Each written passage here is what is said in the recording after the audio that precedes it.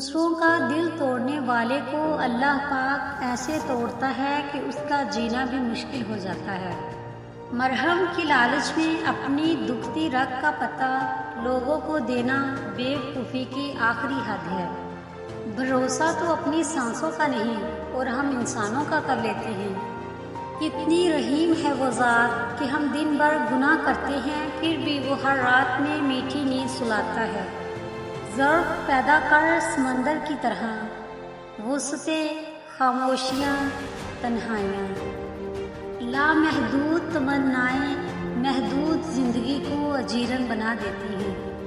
تمہارے نفس کی تربیت کے لیے اتنا ہی کافی ہے کہ تم ان چیزوں سے دوری اختیار کرو جو تمہیں دوسروں میں بری۔